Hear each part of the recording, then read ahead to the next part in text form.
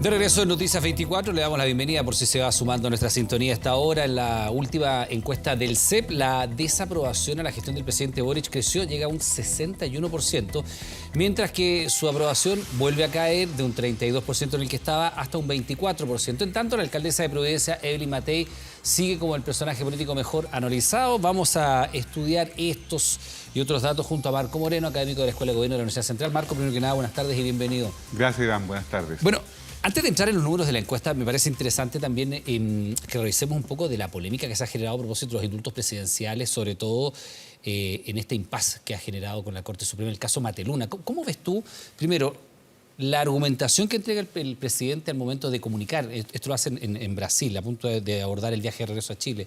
Las razones por las cuales él indulta a Mateluna.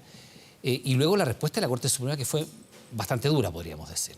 Sí, creo que hay dos problemas. Por un lado, el timing político, ¿no? Se dice que nunca hay un buen momento para hacerlo, pero creo que el presidente se hubiera esperado iniciar el año nuevo con un acuerdo transversal por la seguridad, hubiera tenido un mejor resultado que, como lo hizo finalmente, ¿no es cierto?, que con los indultos que generaron toda una consecuencia política importante. Le abre un flanco importante, diríamos, con el Poder Judicial, con la Corte Suprema, pero también con organismos autónomos como el Ministerio Público, a propósito de la designación del fiscal, que tenemos que conocer hoy día quién será el nombre que nuevamente el Ejecutivo presentará al Congreso. Pero en segundo lugar, porque de alguna manera el presidente tiene que echar pie atrás respecto de lo que dice en Brasil, ¿no? Eso es, en la argumentación. En la argumentación, claro, porque el presidente finalmente termina diciendo ayer que más allá de su opinión, no, él tiene una facultad. En realidad nadie discutía la facultad, ¿no?, del indulto presidencial, sino que lo que se discutía era que el presidente diera una opinión sobre un proceso judicial, ¿no? Él habló de irregularidades, habló de que tenía la convicción de que no era, o que el proceso no se había llevado conforme a derecho. Eso de alguna manera lo que nos está dando cuenta es, por una parte, yo diría, la falta de apoyo frío, ¿no?, de apoyo tecnopolítico, decirle, presidente, este no es el mejor momento, o se hace antes o se hace después, ¿no?, de que tengas el acuerdo por esta mesa de seguridad. La encuesta del CEP hoy día muestra que precisamente el tema de la seguridad está en el primer lugar de los temas que preocupan a los chilenos. Pero cuando tú dices falta de apoyo frío, ¿qué significa eso? ¿Alguien a quien el presidente pueda escuchar sin que sea un yes man todo el tiempo? Exactamente, los gobernantes están sometidos a dos fuerzas, el apoyo cálido, el apoyo caliente de los que le dicen vamos bien, presidente, vamos, sigamos, estamos haciéndolo muy bien, ¿no? Y el apoyo frío, que es muy importante. El otro te da contención, te da, ¿no es cierto?, afecto, pero necesitas también que alguien te esté de alguna manera diciendo, poniéndole racionalidad a la decisión que vas a tomar, y eso creo que faltó aquí. ¿Y eso en el segundo piso? Eso es el segundo piso, normalmente son otros asesores, ¿no? Hoy día está Crispi como jefe de asesores del segundo piso. No sabemos muy bien si el presidente los escucha, esa otra pregunta que también uno podría dejar como interrogante, pero efectivamente se requiere de apoyo frío como también se requiere de apoyo cálido. Ese apoyo frío, que es un apoyo tecnopolítico, no ha estado tan presente, creo yo, y eso explica por qué esta decisión, que es una decisión básicamente política, el presidente lo que hace, tal como lo hizo Piñera cuando indultó a presos de Punta Peuco, ¿no?, lo que hace es tratar de cumplir con un compromiso político. El punto es el momento en que tú lo haces, ¿no? Y esa decisión del momento creo yo que no fue la acertada, porque está generando una serie de consecuencias, ¿no? La reacción del Poder Judicial, como tú decías, está incrementando sus niveles de conflicto con el Senado, a propósito de la designación del fiscal, también con el Ministerio Público, la Contraloría que se le está pidiendo ahora que por parte de la oposición de que cuando vaya a tomar razón de alguno de los indultos, ¿no?, se pueda pronunciar sobre la constitucionalidad. Incluso la oposición también ha amenazado de ir al Tribunal Constitucional, ¿no? El punto no es, insisto, la decisión, porque el presidente la tiene de acuerdo a nuestro ordenamiento jurídico. El tema es el momento, ¿no?, político para hacerlo. Marco, es el momento, y también hay muchos que dicen es la argumentación, porque efectivamente en el caso de Piñera indultar a presos de Punta Peuco no es algo que sea muy fácil de argumentar en público y defender, más allá, por supuesto, de la base de apoyo más dura de un sector de derecha o de los familiares directamente de los presos de Punta Peuco. Por eso el presidente nunca entró a argumentar a favor de eso, sino que tomó la decisión, que era un compromiso de campaña. Él se había reunido con familiares de los presos de Punta Peuco y les había dicho lo voy a hacer, y lo hizo. ¿El presidente necesitaba explicarle a la prensa por qué indulta a Mateluna? Porque yo creo que ahí entra, y te lo pregunto, ahí entra el conflicto, porque el presidente tiene la atribución de indultar a Mateluna y a quien él estime necesario, o al que él estime conveniente, y podría haber indultado a 10 presos de la revuelta o a 50, si es que hubiera 50.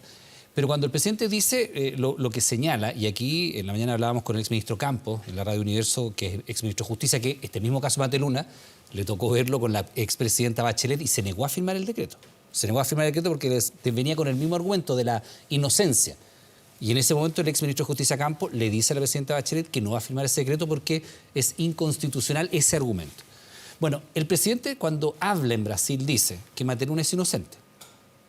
Dice que él tiene la convicción de que el proceso está plagado de irregularidades y que las pruebas no estuvieron a la altura de la justicia. Son los 3 argumentos que él entrega. Entonces, abre flancos con la Corte Suprema, porque esta es una causa que está en una condena ejecutoriada. Pasó por primera instancia, apelaciones supremas, incluso un recurso posterior. Abre ese flanco y también abre el flanco con el Ministerio Público. Si el presidente hubiera indultado a Mateluna y guarda silencio, ¿tendríamos este problema?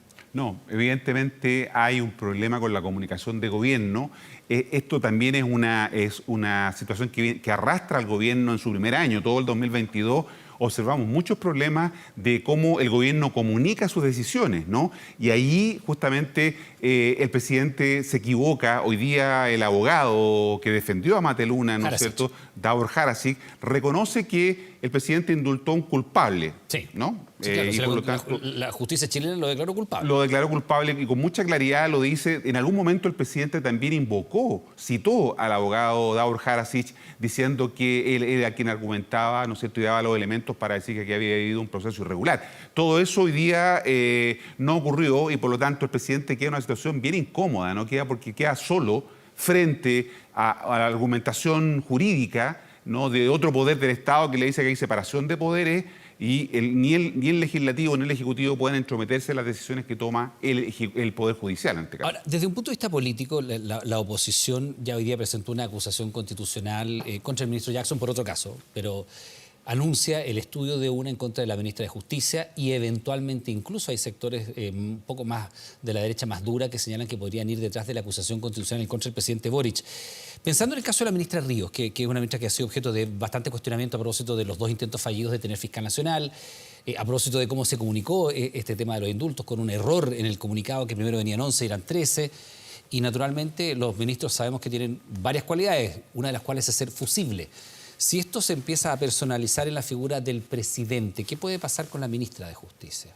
Bueno, se convierte en el principal medio para tratar de evitar llegar al presidente. Recordemos que aquí hay, como tú decías, fusibles que se activan para evitar que algún problema, ¿no es cierto?, que alguna acusación pueda llegar hasta el presidente de la República. Hoy día en algunos sectores se ha planteado en la oposición que se está estudiando la posibilidad de una acusación constitucional contra el presidente. Es mucho más claro respecto de lo que dijo la oposición en relación a la ministra Marcela Ríos y respecto de Jackson, que tiene que ver con otro tema, sí, ¿no? Sí, es el Partido Republicano quien ha planteado el poder iniciar una acusación constitucional. Recordemos que aquí la oposición también tiende a pasarse un poco de rosca, para decirlo en buen chileno, ¿no? Porque está aprovechando una oportunidad para utilizar una herramienta que la ciudadanía en realidad no ve con muchos buenos ojos, ¿no? Esto de las acusaciones constitucionales que no terminan en nada finalmente y producen un desgaste, producen que el gobierno y la oposición estén enfrascados en una disputa durante mucho tiempo, no conducen a nada. La misma encuesta del Centro de Estudios Públicos hoy día muestra que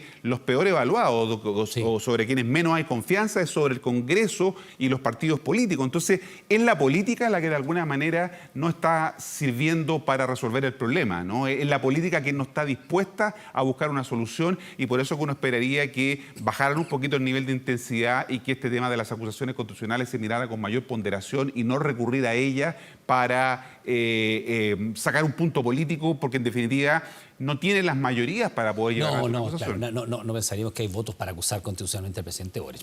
Creo que no está el escenario para aquello. Ahora, esta decisión, la del indulto y todo lo que ha generado, entre otras cosas, tuvo la derivada de romper la mesa de diálogo, de unidad por la seguridad nacional, que era un empeño que llevaba muy personalmente adelante la ministra Carolina Toás, ministra de Interior, que se ha visto un poco desencajada con esta toma de decisión del presidente del indulto. Tengo la impresión de que queda un poco al margen del circuito de esta toma de decisión.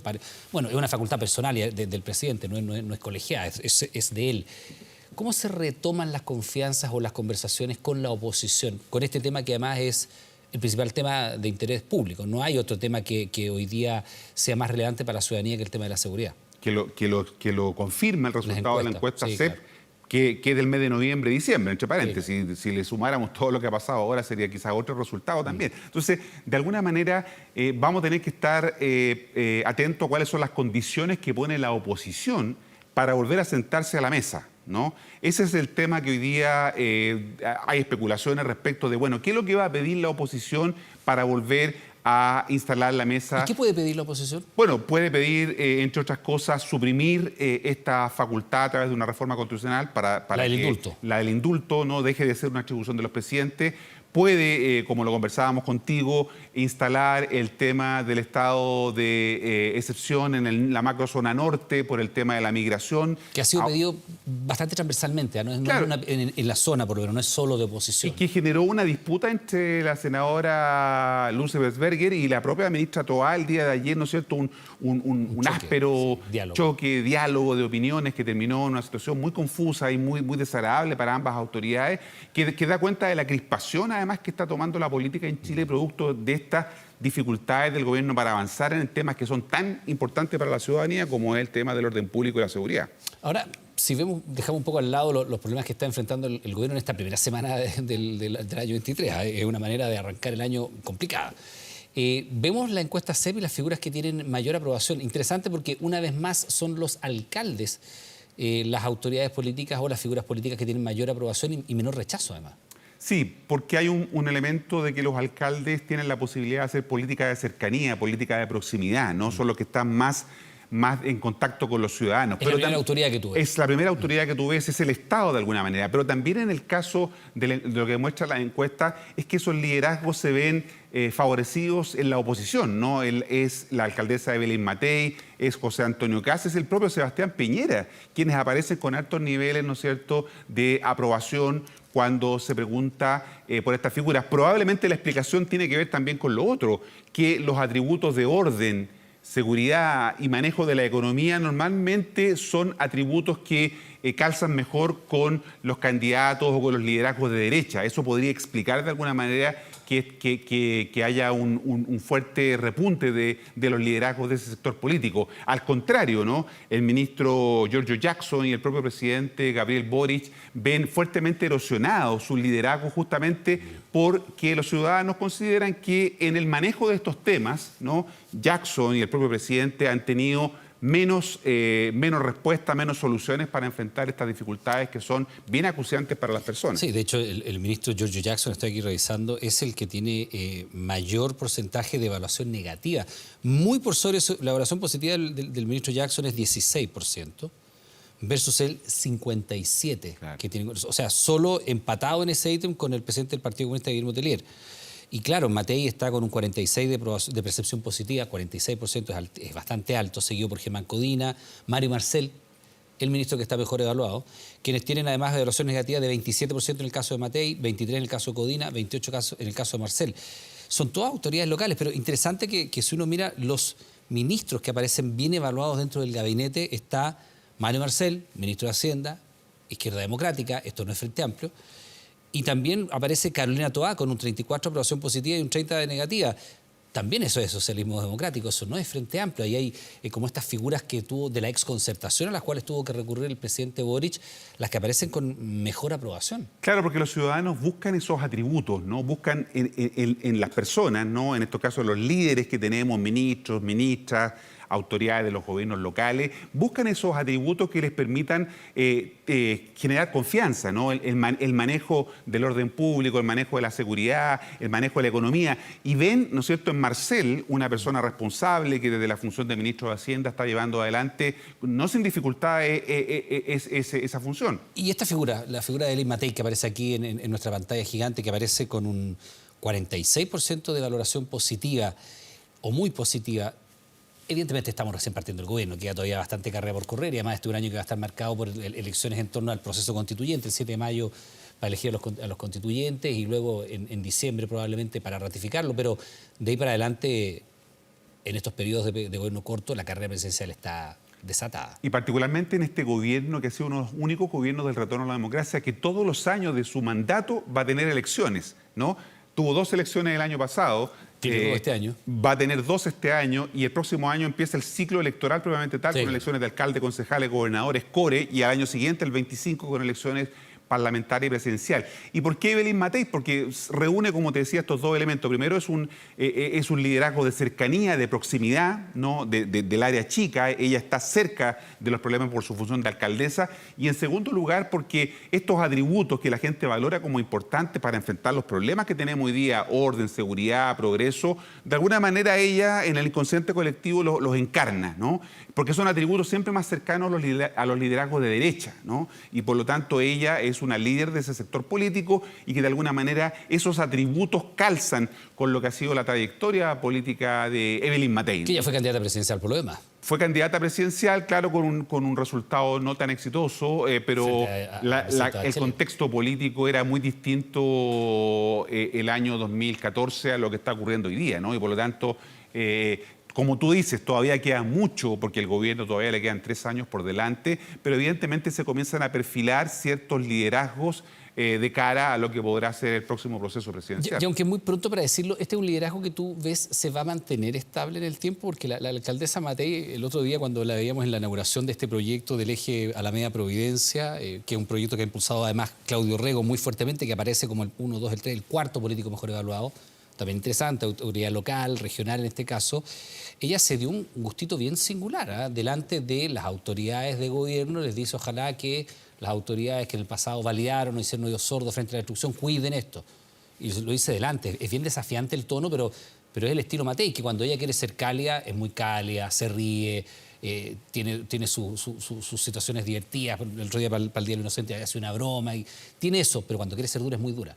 Ella cuando quiere ser frontal es muy frontal. Y probablemente Iván conecta muy bien también con lo que está valorando la ciudadanía. En la encuesta del CEP hoy día, todo ese tipo de herramientas como eran las marchas, por ejemplo, o las barricadas, no son bien evaluadas, ¿no? Es de alguna manera lo que algunos dicen, cae el octubrismo, porque esa manera de hacer política, ¿no? Hoy día no está siendo bien valorada. Cae 21 puntos, por ejemplo, respecto del año 2019, la realización de marchas, ¿no? Y ella, el mensaje que da ese día justamente tiene que ver con eso, ¿no? Nos destrozaron Providencia, terminaron con la biblioteca que estaba ahí en el Parque Bustamante. Exactamente, pero de alguna manera te das cuenta, conecta con lo que hoy día la encuesta del CEP, por ejemplo, confirma, que es esta caída del octubrismo, vamos a usar esta etiqueta, ¿no es cierto?, para referirnos a un conjunto o de prácticas o de movilización política que dejó instalado el estallido social.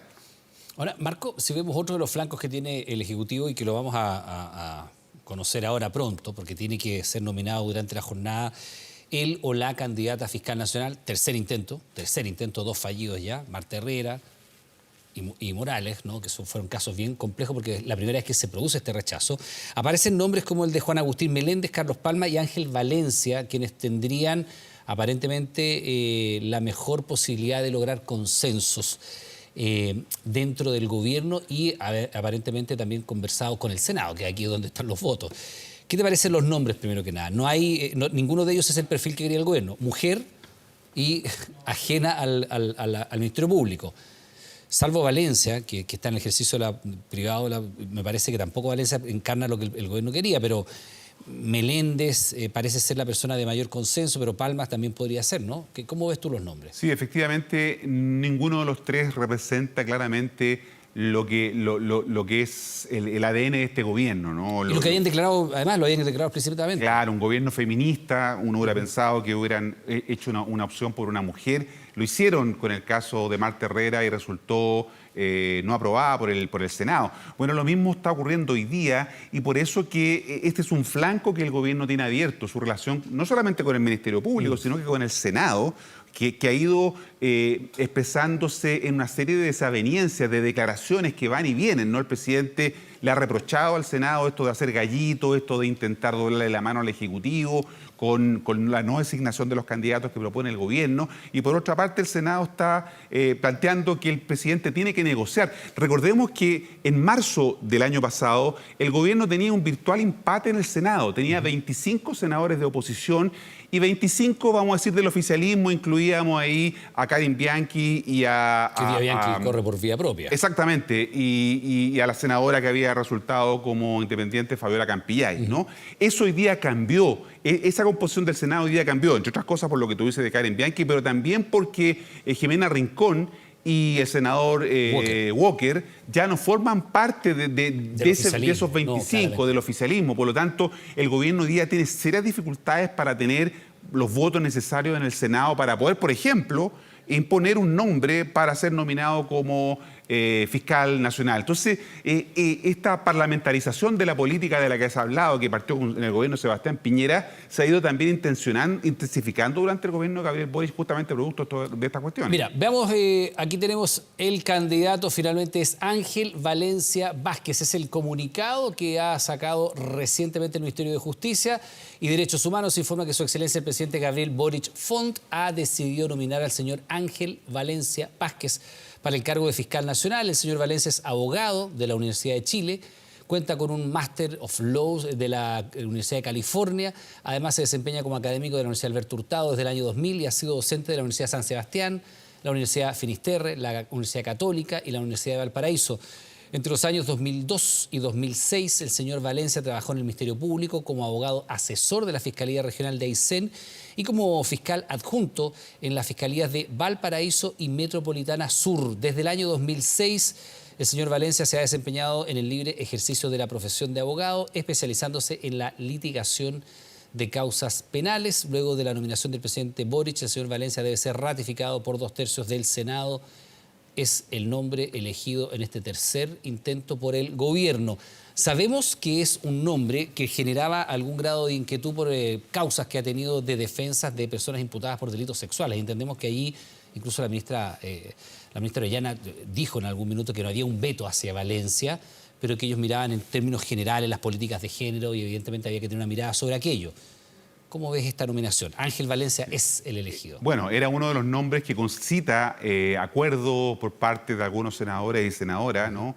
Eso es un factor favorable para esta candidatura, pero efectivamente le genera un ruido interno al gobierno, ¿no? Probablemente tiene que ver con lo que comentábamos antes respecto de las condiciones que va a poner la oposición, ¿no?, para poder restablecer y sentarse en una mesa por la seguridad. Creo que de alguna manera esto tiene que ver con eso. El gobierno va a tener que hacer muchas concesiones. Esta creo que es una, ¿no? Porque recordemos, ninguno de los tres era el candidato que el gobierno hubiese querido, ¿no? Menos en este caso alguien que no representara no las ideas, pero a lo menos este concepto de un gobierno en donde se buscaba hacer cambios, ¿no es cierto?, importantes y de alguna manera el candidato nominado por el gobierno en este tercer intento que esperamos que finalmente termine de manera positiva es producto, creo yo, de la situación política de los últimos días, ¿no? Creo que hay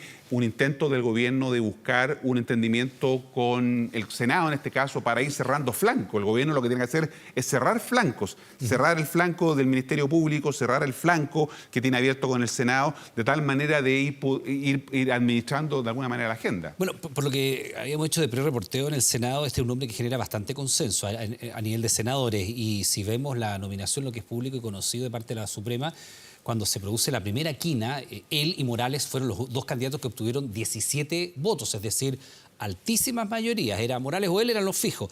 Sin embargo, aquí hay dos casos de la carpeta de clientes donde figuran el ex juez Luis Barría, formalizado por abuso sexual contra una funcionaria de un tribunal, ese es un caso, y el de un psicólogo condenado por violación reiterada contra una menor de edad.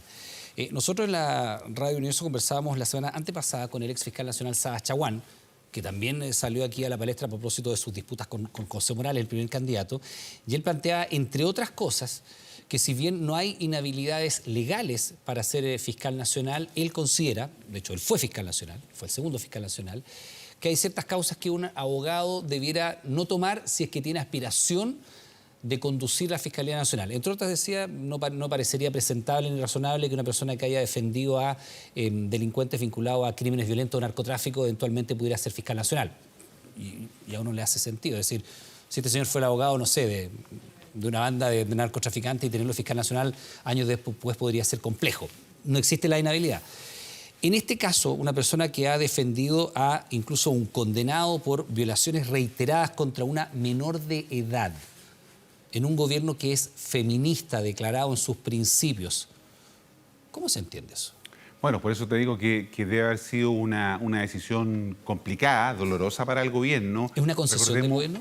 Yo creo que sí. Yo creo que lo que está buscando es el gobierno, como te decía antes, cerrar flancos. Necesita cerrar focos de conflicto. Necesita un fiscal nacional. Necesita cerrar ese flanco, necesita cerrar la relación deteriorada que tiene con el Senado. Recordemos que se pidió un pronunciamiento por parte del colegio de abogados respecto de si los abogados, ¿no es cierto?, que tienen que defender a un imputado independientemente, porque todas las personas tenemos derecho a una defensa. Sí, por supuesto. ¿No es cierto? Se pidió ese requerimiento y el colegio de abogados, ¿no?, que es un gremio, planteó justamente que no podía haber ningún tipo de impedimento por el ejercicio de la defensa de alguna persona que requiriera este derecho, ¿no? Por lo tanto, creo que ese tema no va a ser fácil para el gobierno. Ojo, puede haber algunos ruidos internos, pero el gobierno está dispuesto a asumir ese costo a condición de cerrar este flanco político que tiene abierto frente a la ciudadanía. Ahora, entendemos que él tiene apoyos bastante transversales, desde una cercanía muy grande con el piñerismo, su cercanía con el exministro Andrés Chadwick, pero también tiene cercanías, por ejemplo, con socialismo democrático, tiene una cierta vinculación de amistad, entendemos, con, no sé, Álvaro Elizalde, en fin, es bien transversal en ese sentido el apoyo que pudiera obtener el Senado. Sí, yo creo que en este caso debieran estar los 33 votos que se requieren para poder aprobar su nominación, ¿no?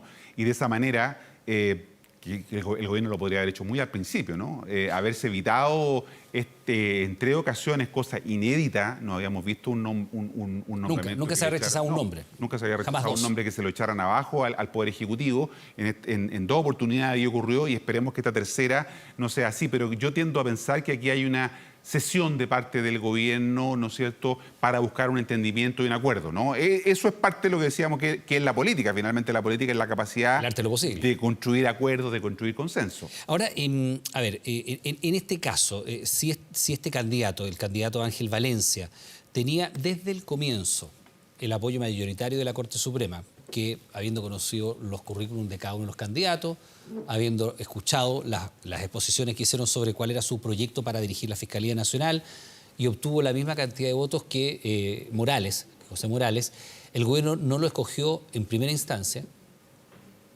no lo escogió en segunda instancia, y termina escogiéndolo en tercera instancia. En cualquier evento, hubiera sido Morales, hubiera sido cualquier candidato, era un candidato de descarte, porque efectivamente no fue ni la primera ni la segunda opción del presidente, con el agravante en este caso que Ángel Valencia tenía la votación más alta igual que Morales y no fue elegido en la primera vez. Perfecto, Morales o Valencia eran los candidatos más lógicos por los números de votos en la Corte, pero después cuando se rellena la quina tampoco el gobierno opta por Valencia y opta por Marta Herrera.